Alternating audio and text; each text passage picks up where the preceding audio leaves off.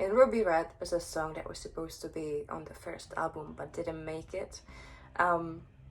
So I have rebuilt it completely, and the only thing that is left is a few backing vocals out of the first version and the name of it.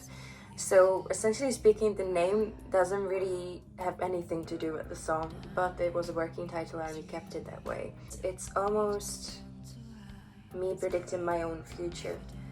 Everything I wrote about was meant to be a fantasy, but it actually happened later on, word from word.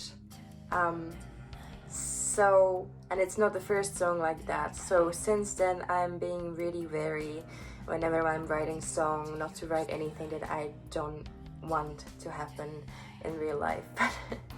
We shot a video clip with my best friend Bert here in Ghent, in bars around in Bar Popular and outside the bar Afsnis. And it was, I cut it and edited myself, so it's pretty much homemade. But I really like the atmosphere because I was always hugely inspired by David Lynch, and I think that quite shows in all my visual representations of my music. Musically speaking, you know, the use of baritone guitar in our music is quite prominent, and it's thanks to the soundtrack from Twin Peaks that influenced me so much, and Lynchian aesthetics in general. But otherwise, the second album is quite timeless, even though I'm coming from mainly a psychedelic 60s, 70s and sometimes 80s. With the first album I was really strict on using instruments only from the 70s, so we were quite limited sound-wise. But with this one, you know, I just took the inspiration, but I didn't want to limit us that much. So it sounds different, you know, even the mixing of my vocals is quite different. I changed the way I sing also.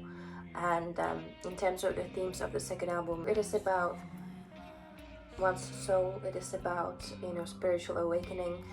But then again, you know, I never really abandoned the strong sexual themes there.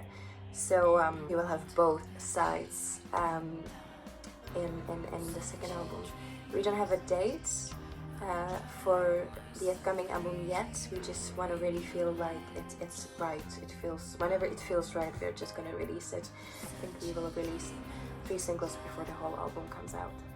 And I'm extremely excited because I feel like I've never done anything better with my life. You know, it's like a baby that is growing together with me. It's an incredible feeling. It's extremely rewarding to hear, you know, the journey from the first demos to the final product. I love making music so much. I hope there will be